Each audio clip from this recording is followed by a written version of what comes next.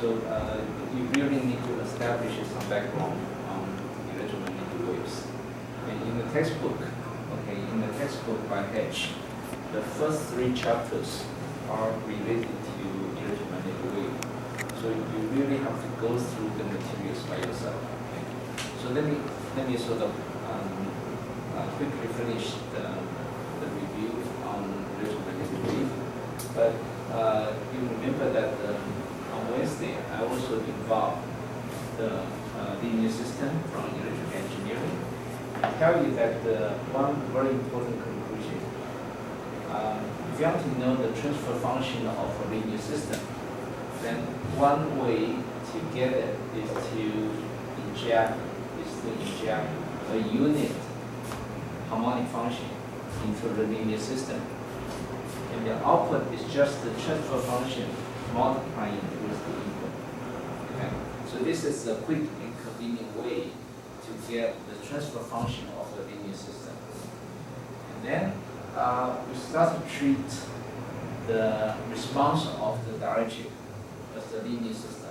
Okay? Think about any kind of material. It's a linear system in terms of electromagnetic excitation. So if we decompose this material into a lot of small dipoles like this, and we can construct the polarization density vector by summing all the dipole response. Okay, this is dipole, displacement dipole. Think about that, you have a light instant on this screen, and then you start to excite the oscillation of this. Right? The electric field is going to excite the oscillation of this. And this is the dipole, but if we have a volume average of the dipole, we call this polarization density vector. And this is in fact studied in the first part of the electromagnetics in your class. All right, so let's model this as a piece of spring. We just write the spring. Let's model it as a piece of spring with the natural constant as a natural frequency and a damping constant. Right, so this is something you understand already. This is just without this term, that was the model you learned in the high school. Okay? And then this is excitation. This is the electric field of the wave divided by the mass of this electron. All right, so this is one dipole equation. This is one dipole equation. Once we solve this equation, we want to put way back to calculate the polarization density vector. Okay. So let's put a harmonic excitation into the system. Okay. Previously, we said that if you have a unit harmonic excitation to the system, then you get the same excitation multiplying with the system transfer function. Well, the difference is that now you have a proportional factor in front of it. But this excitation is going to give you the system transfer function. So whatever you have in the calculation, you end up having the output that is the system transfer function multiplied with this excitation. And this is just a proportional factor coming from this. Okay.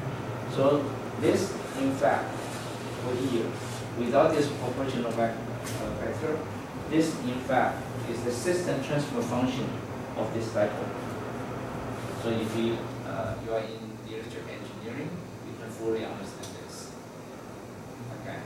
And then now, let's calculate the relationship between polarization density vector and this guy, because the ratio of polarization density vector to this guy is the epsilon multiplied with the electric susceptibility. Okay, by definition. Okay. But to construct this from this, you need to multiply the volume density of all the dipoles. And be careful that this is a phasor, this is a real-time expression.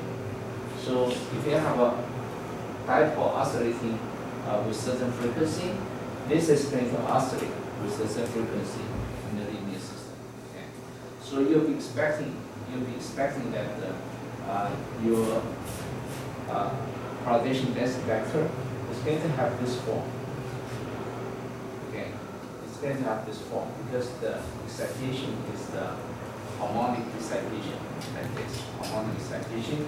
So this guy is also oscillating like this, right? So there's a phasor associated with it. And based on this NQ, you multiply them. So you know that this the phasor of the polarization density factor is going to go like this. And this is just the system transfer function of the dipole multiplied with the excitation. So you end up having this relationship for the electronic sensibility. So when you calculate this electronic sensibility, it's in the frequency domain. It's not in the time domain. It's not like this. Okay? It's in the frequency domain. So this is the frequency domain parameter. It's the system transfer function for ensemble of dipoles. Right. So with this ratio, you end up having this result on the last page. Okay. And then you see that this real part, imaginary part. Again, this is in the frequency domain. Okay. It's a system transfer function. So this guy is the concept coming from the system transfer function in the frequency domain. It's not a time domain concept. All right. So there's a real part, imaginary part. So if you look into the real part, dependence is like this, right at the resonant frequency. The real part has no value. Okay. And if you look at the imaginary part, then you're going to see that there's a peak associated with this resonance. And later you're going to see that this is related to absorption of the material. Okay. So this is absorption of the material, and the width of this depends on the damping. Without this damping, this tip is going to go to infinite. Okay, without damping, this is going to go to infinite. For some infinite value, you don't have, you have no width in the definition. Okay, so damping of sort of dissipation of the system gives you bandwidth of the absorption. So this is something that you want to understand. Well, the reason I'm talking about this is because that this and this are closely related to the refractive index we know about in optics. Okay. So let's come to this point. For the refractive index, the square of the refractive index is the relative square. The square of the relative the square of the refractive index is the relative permittivity. And the relative permittivity is equal to 1 plus the electric susceptibility. Okay. And again, we have this expression from the last page. It consists of the real part and the imaginary part. Okay. So you're going to see that if I take the square root of this, then I will have the complex number. That's the real part and the imaginary part. And the imaginary part, in fact, gives you absorption. Because if I do a calculation, if this is a complex number, n is a complex number, then you will have propagation constant and attenuation constant. Okay, and apparently this attenuation constant comes from the imaginary part of n. 它的系数部分贡献到这里来，它的系数部分哪里来的？它的系数部分来自于它的系数部分。Okay, the imaginary part of this comes from this imaginary part of this. If this no imaginary, if this is a real number, you only have a real number for n. Agree? Right? Yes. If this is a real number, then n is going to be a real number only. Okay. So the imaginary part of this contribute to this absorption, material absorption. So in the last class, that's why when the permittivity becomes complex, the material starts to absorb the radiation and it decays. Right, right. So I'm making a connection that, well, if this is the complex number, then you're going to have an imaginary part of this. And the imaginary part of this give this attenuation. So this means that on this page, this is associated with the absorption of the material.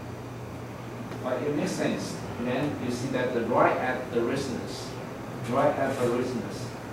you get a strong peak. And so if I feed my energy to this resonance system, imagine that this is similar to a spring, and if my feeding the energy is fed at the resonant frequency, then this guy will strongly absorb it. And this is the represented by this peak right at the resonance. Okay. So if I do a very quick summary in Chinese, it's like 这个东西 electronic sensibility 的话是 dipole response 它的这个 system 的 transfer function， 它的虚数部分代表它这个物质多强烈吸收这个电磁波，如果说电磁波的这个空的频率在这个地方的话 ，OK， so the imagined part of this kind electronic sensibility tell you how strong this material is going to absorb this electromagnetic wave at this resonant frequency. Okay, but this is just one single dipole kind of you have only one kind of oscillation in such a system. Okay, but in fact, in such a material, there are many different kinds of dipole oscillation mode, not just one. Okay, each dipole oscillation mode can contribute to a peak like this. In other words, dipole can do this oscillation. Dipole can do this oscillation. Dipole can do this oscillation. All different kind of oscillations. Okay. And then you have to sum over all the possible oscillations to get your refractive index. So this is just one more calculation, and then we end up having refractive index to be complex number. All right. So if we spell out this refractive index, it turns out that you have real plot and imaginary plot. Okay, real plot and imaginary plot. If you assume there's no damping, for example, in some material that the friction of the oscillation is not big. For example, if I do this oscillation, I told you that hey, I'm going to heat up my finger, okay, and it means some sort of damping in the process. But if the electrons and ion are separated far enough, but still attract each other, the damping term can be very small. And this happens when we deal with plasma. Okay, plasma is some sort of, for example, gaseous material, and then the electron coming out from the ion with low enough separation, so there's no collision, there's no friction when they oscillate. Then you end up having this kind of result without this damping term. Take out this, and then you end up having your refractive index that is less than 1. And we talk about this when we studied the electromagnetic wave. So we shall need to remember this. Okay. So this is another subject already that if you have such dependence on refractive index, then there's a cutoff frequency we call prisma frequency. Okay. So this is something that we talk about in electromagnetic wave, and perhaps we'll just skip it for now. All right. The important thing for you to take away from this slide is that you have real part and imaginary part of the refractive index. And the imaginary part of the refractive index give you attenuation in the for the electromagnetic wave in the material. So this is the takeaway you want to get from this page. All right. In a lot of the materials, again, the oscillation is not just like this. There could be other kind of oscillation. So you have different resonant frequencies with different strengths. So the refractive index, the net refractive index in the end is the summation of all those dipole responses. Okay, it's just not one kind of dipole response like this. There could be this kind of dipole response. There could be this kind of dipole response. There could be this kind of dipole response. And then you sum all of them together, to get this real plot and also this conventional plot. So you can see that a material can have multiple absorption resistances. Okay, not just one. There could be a lot in the single material. And then even though at this resonance you get no real product of the electronic susceptibility, but if you add everything together, you elevate this point from zero. Okay, you elevate this point from zero. So even though right at resonance, you still have refractiveness. Previously, when you deal with this, you see that the right at the resonance, the electronic susceptibility is zero. Okay, but in this plot, it's not zero. In this plot, it's not zero. Okay, because you add up all the resistances, and then you have values from the summation. All right. Is that your question? This is sort of review because you have gone through this. I hope that this is easy for you, right? 所以你们之前自己星期三准备的这个报告的话，应该这个部分都看过了，所以听起来还算轻松。我还叫出你的名字，苏云玉，对吧？还算轻松。我觉得这边是因为计算量就是算是所以这边是最看到的。Alright. 我在想。OK， 主要的原因是因为你电磁波还没有修完，才刚开始修。But this offer you some opportunities of sort of learning electromagnetic wave together with this, so you can go back and forth and reinforce your memory. 这可以加强你的记忆，就是你之后的话，你还会在电磁波课里头看到一些类似的东西，然后所以两边可以一起加强你的记忆这样子。不过学光学的话，的确是需要一点电磁波的背景，那因为你的理解，我感觉到你的理解能力很强，所以应该不是问题。Alright, now, okay, the equation describing this real product of the refracting gas is called Selma equation. Okay, so this is the equation that frequently you will hear about when you do some literature search. Alright, so this is normal instance of the configuration I show you on Wednesday. Okay, and then you have refraction, you have transmission. For glass material with a refracting index of 1.5, you'll be expecting 4% refraction. Okay, and so we have gone through this on Wednesday.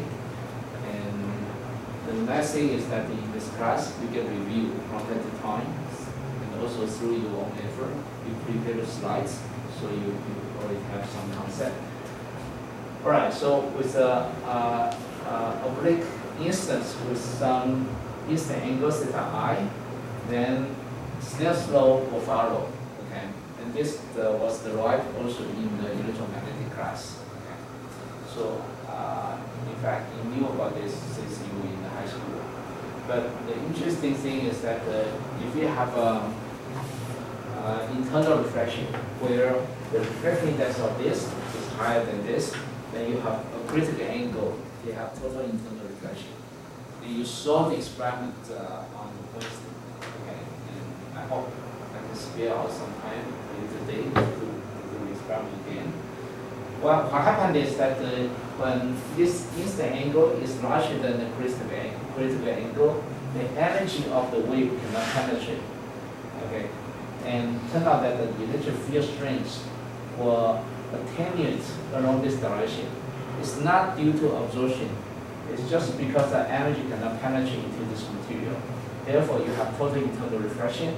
The attenuation, you have exponential decay. You have exponential decay of the electric field along this direction. Okay, and that has nothing to do with absorption. Okay. So I want to write down the expression, effective electric field, and then it's proportional to, say,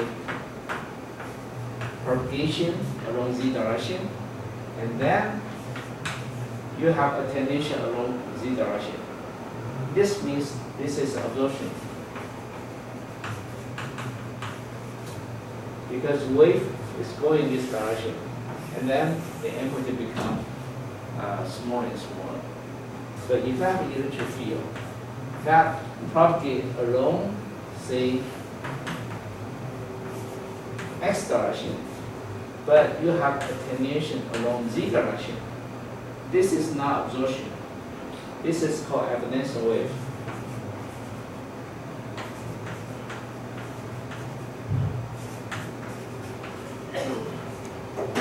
Okay, we call this evanescent wave right here.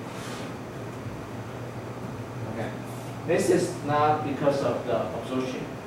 Okay, this is because of the total internal reflection. So be careful about this. So does this make sense to you? 没问题吧？可以理解吗？你有学过电子学、电子波？哦，好，都是高手，高手会这样做这样选择。不过大致上还好，我们先做这个电子波的Alright. For TM wave, you can calculate the reflection coefficient and transmission coefficient. Okay. And turn out that you need to define TM and TE wave. So based on that, you understand how we define the TE and TM wave. For defining the TE and TM wave, we need to know the direction of the electric field, and we need to define plane of instance. Plane of instance is defined to be the two lines. One is the surface normal of the surface, and then the propagation direction of the wave. And then expand a certain expand a plane, we call plane of instance. And if the electric field of the wave is inside the plane of instance like this electric field is inside the plane of instance, and we call this TN wave or P wave. Okay, this means plane polarized wave, P wave. Then you end up having these two expressions. Interesting thing is that if you plot the reflection coefficient, the refractance, that is the square of this, we call refractance. Then you end up having this blue line. The interesting part is that right at 56.3 degrees for glass, you don't have reflection. Okay. So the appear to you is going to be dark because when light going down with such an angle, there's no reflection, and you don't see anything. The energy just penetrates 100%. Okay. So it's very interesting angle. But if you have an internal reflection, you have more interesting phenomena. First, you have close angle. Second, you have total internal reflection, where the reflectance reach 100%. Okay, and I did the experiment for you, if you still remember. Okay. And you can play with this. I still have this with me, so you can play with it. Have some time to do it. All right. This is the dipole radiation pattern. So if I have an antenna like this, and the electron oscillate along this direction,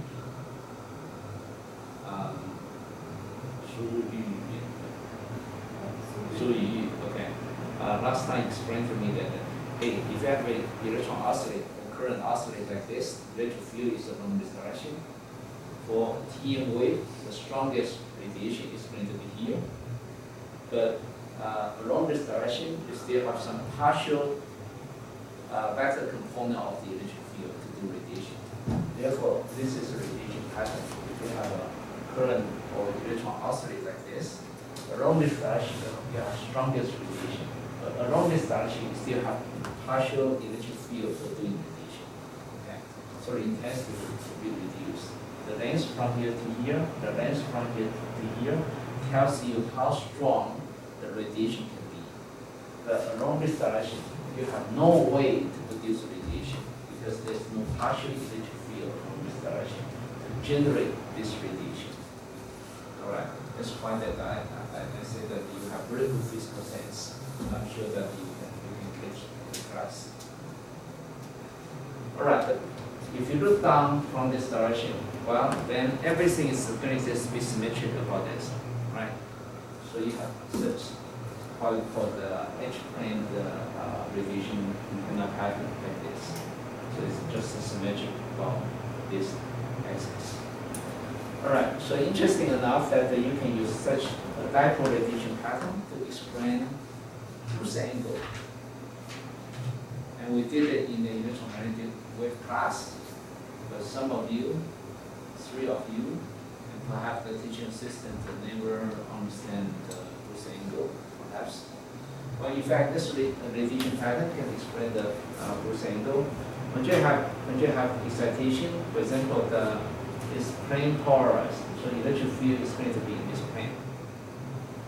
Okay, so imagine that you have the wave come here, and then you excite the dipole in the second material. This is the second material. You have dipole oscillating like this.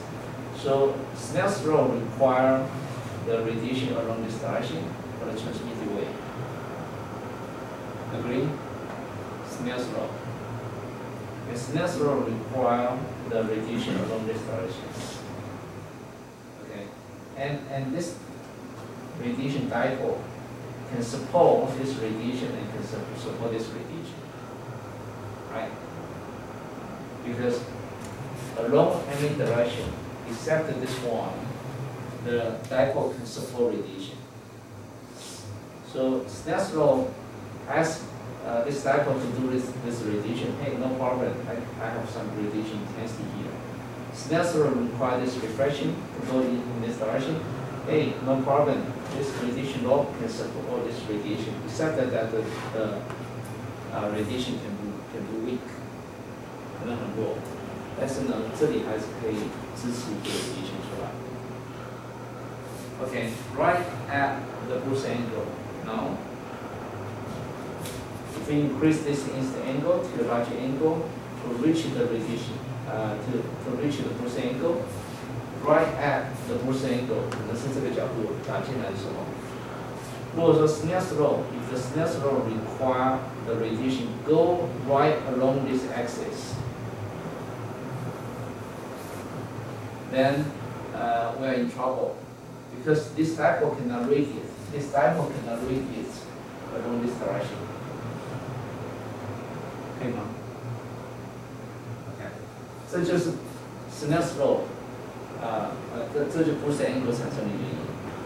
If you change this angle to the Bruce angle, and then the Snell's law want to force the dipole to do radiation along this direction, it's just not possible.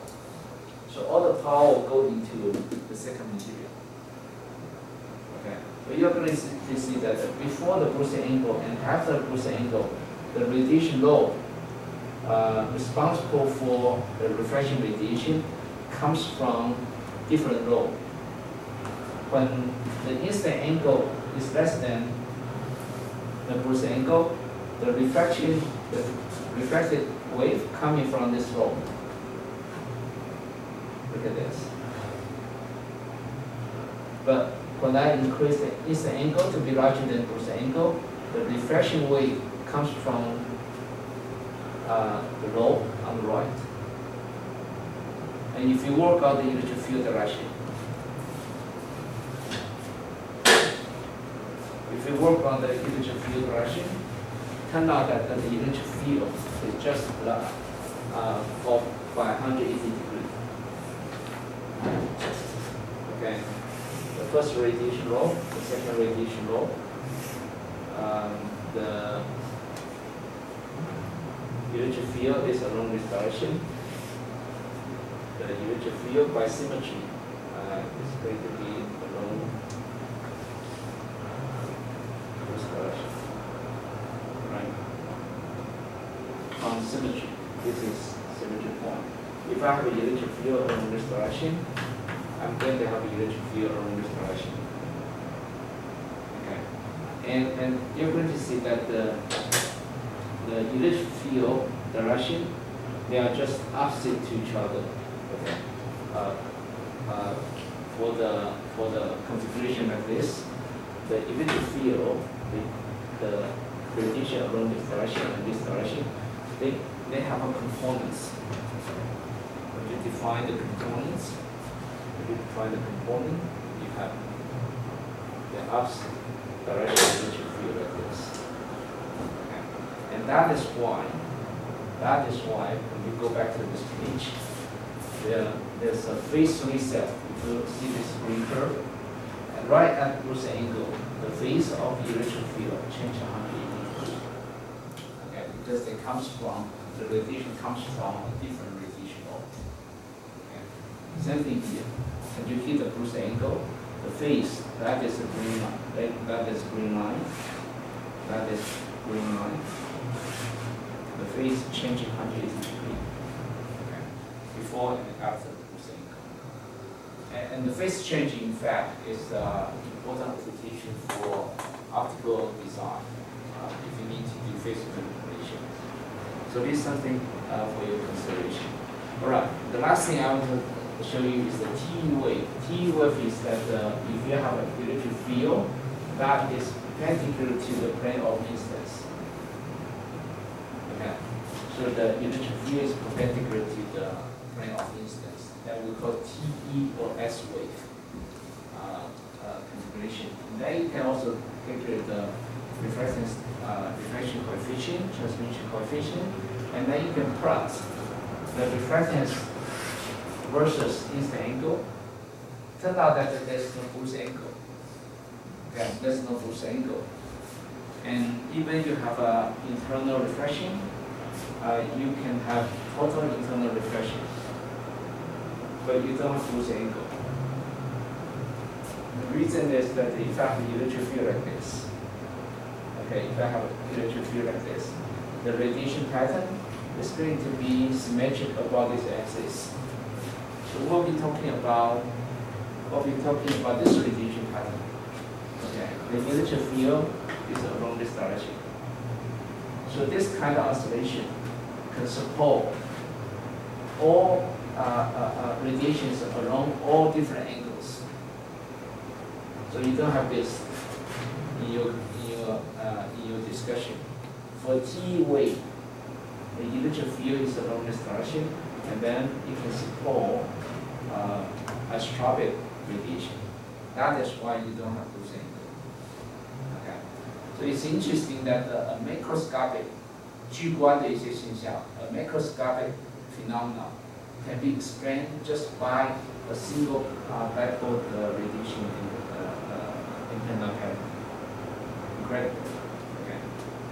所以很多东西 if you look into the fundamental, then you are able to reinvent something. Right? So let's come back to this curve. Okay. You see that at normal instance for glass, you have 4% reflection. But then along this way, if you increase the instant angle, then the reflectance increase, but you do not have any Bruce angle. Okay. But for internal reflection, where you have larger reflecting the sphere, small reflecting the sphere, you do have total internal reflection, a critical angle, but you don't have Bruce angle. Alright, so for randomly polarized, like in this slide, instant on this, if they have a source, like sunlight or isotropic radiation source, you'll be expecting that the chance of the polarization, the electric field along this direction is the same as the chance of the electric field along this direction. 这个光出来的，因为制作这个光的时候 when we manufactured this light source, we did not specify the direction of the electric field. Therefore, the chance of the electric field along this direction is the same as the chance of electric field along this direction.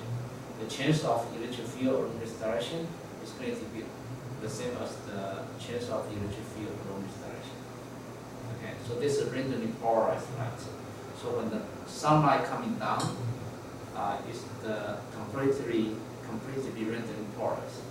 But when the light is incident on this and then reflected to your eyes, then the probability change.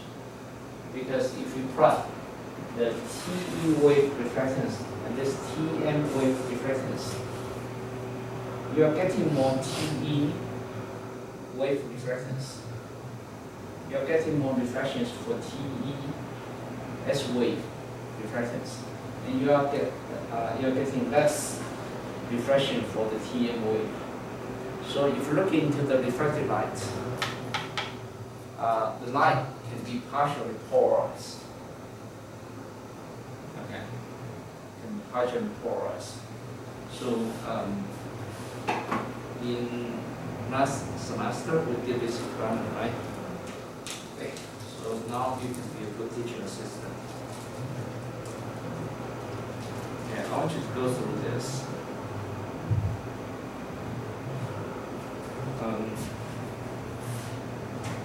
This is too small. So I'll do this.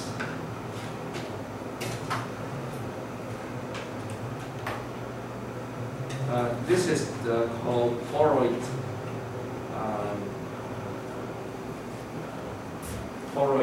plastic. Okay, this is tie in sunglasses. And usually people do this, right? You put it on, and put this on. Look quite cool like this. And then in the sunlight, I will cut 50% of the light because this kind of plastic has a long chain of polymer around sunglasses. This kind of material has a long chain of polymer like this. So if you excite with some electric field around the flashing, this excitation will be strongly absorbed by this because this is going to like this, take the energy of the excitation. And so the light polarized around this direction will just go through. Okay. The light polarized along this direction will be absorbed. And so if you wear this and look into some light source like this, 50% of the light is absorbed. Okay. But if you do this, basically you don't quite see anything, you cannot see my nose. But if I do this, you can see my nose.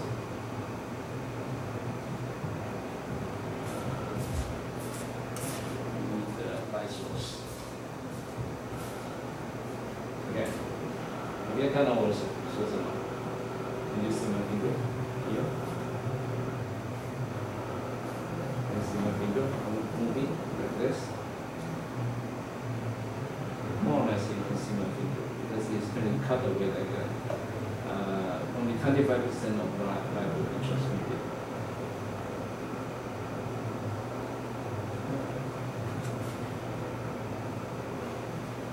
Near light source. How can I use that? Because that is a polarized light. I want to randomly polarized light. But anyway, you see here, you can see my finger behind this.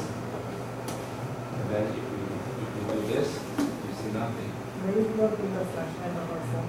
Oh yes, you are smarter than I. Apparently, just borrowed it. But this could be also polarized light. Let's see, right?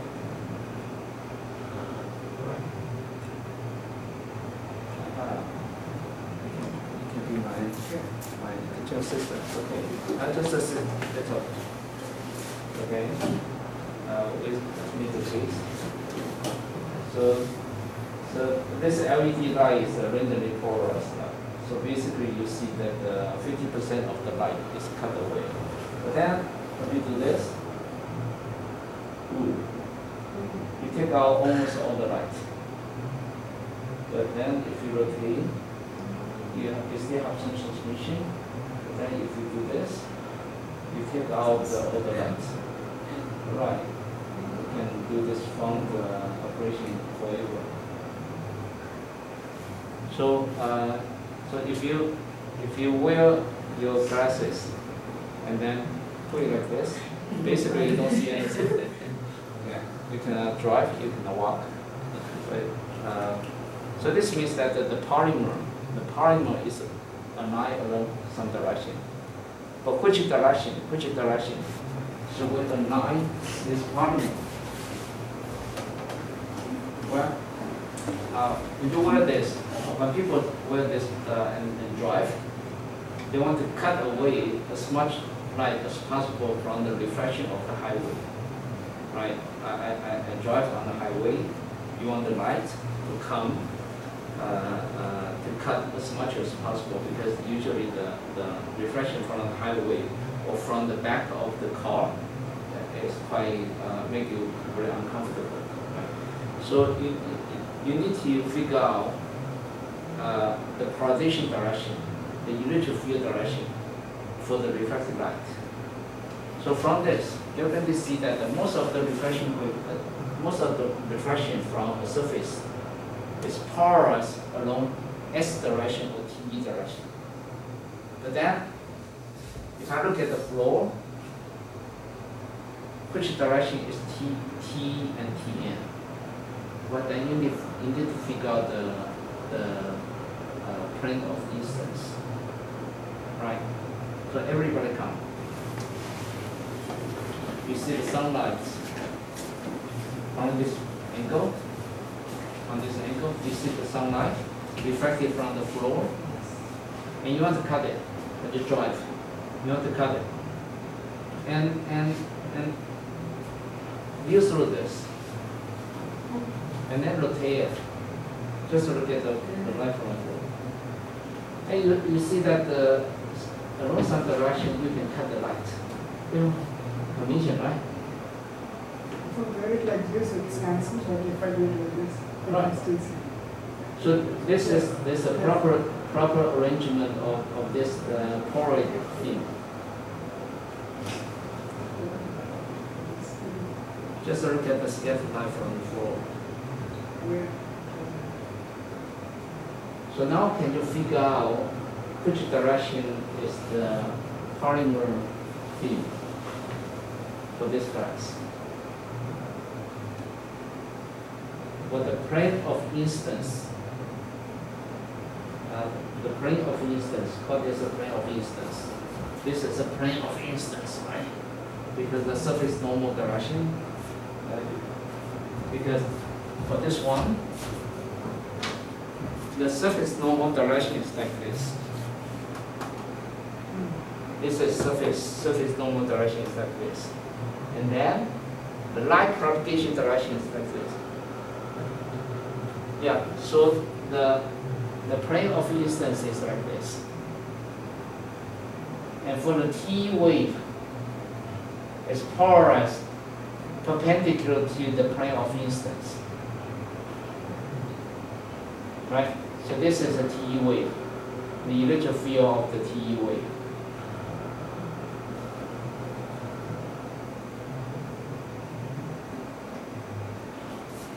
Right?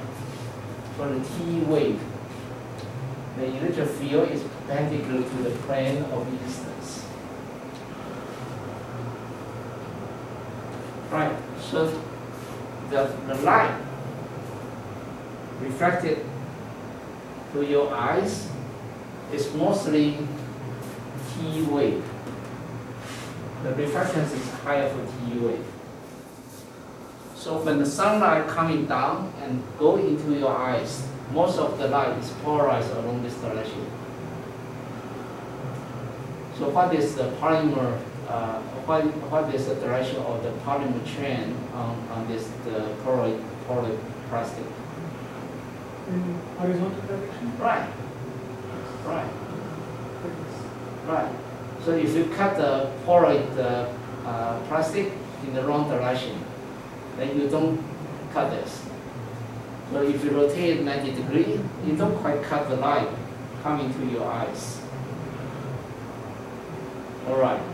still know why we search the sunglasses for driving. Okay.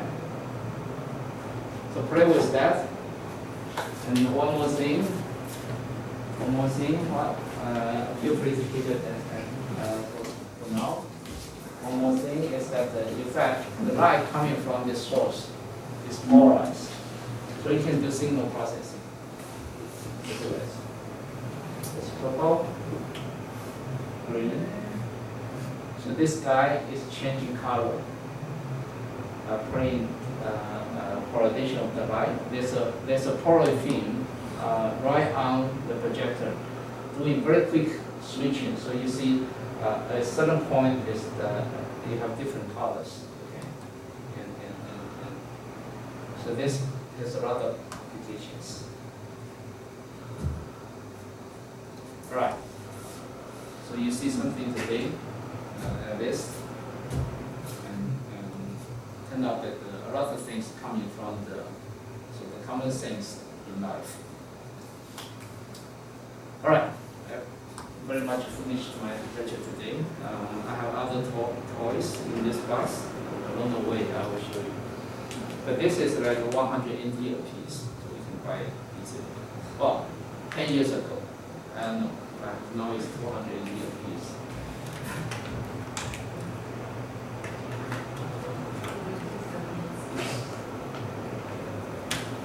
Okay, so you are a new student.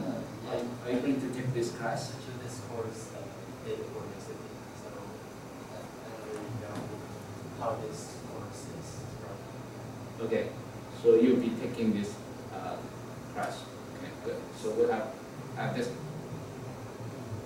So how are we going to arrange the presentation this week? Are we going to partition the class into two? 我不知道怎么 Okay, the arrangement is like this. Well, it seemed to me that the presentation is going to be a very important part of this class. Okay, that will make this class more interesting. At the same time, you study the deeper, and also you can be thinking. That is very important. And we can divide the class into 3 + 3 two groups, just like what we did last week. Or we could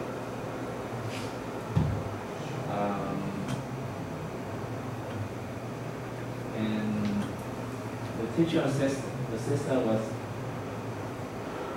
the 6 people in the group is too big, because quite often that you cannot find your partner to discuss. Okay, so it's better that we still have 3 + 3, and then you and each and we have 4 students plus 2 TA.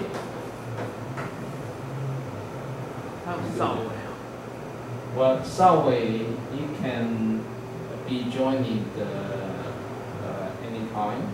That is good, but basically, Subway is more senior. Okay, and I think you and Yichen also need to sort of participate and get enough training for your thesis work. So we'll still do 3 + 3. Because if we have put everybody in one group, then it's more difficult to find a common time for all 6 people. And then we should rotate people every week, so that if you are good, you can help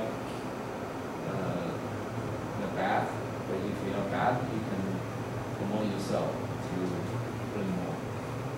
Okay. But I see that everybody in this group is really good, and this class is really good. Okay. 这样子可以吗?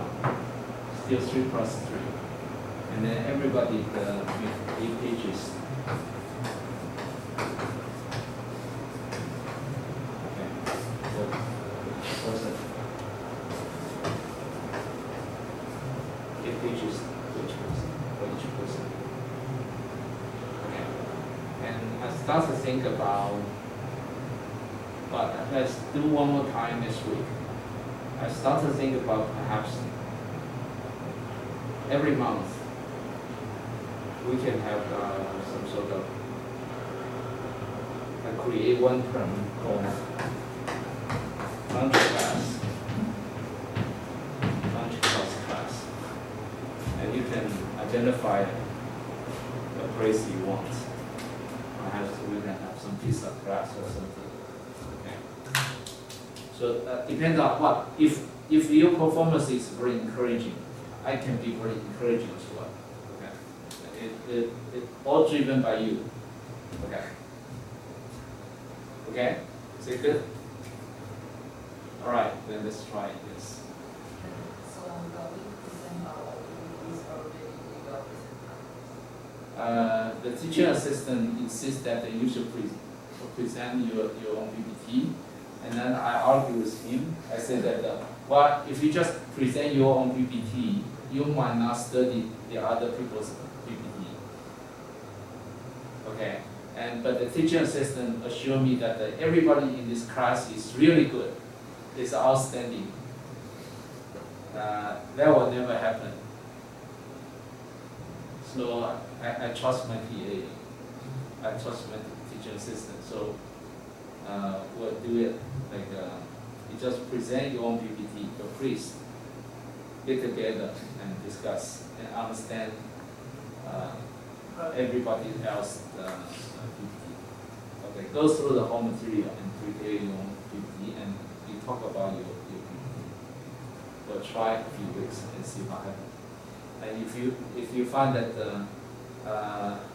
if I find that everybody is doing very well, then we're going to start to have this. But over time, if we don't have this, this means that I'm not satisfied with your performance. All right, deal. Okay? See you next week. So next week we're going to run through the, from 10:10. Because I found that I think it's better that we start from 10:10, go all the way to 12:30. Okay. So we're going to do this.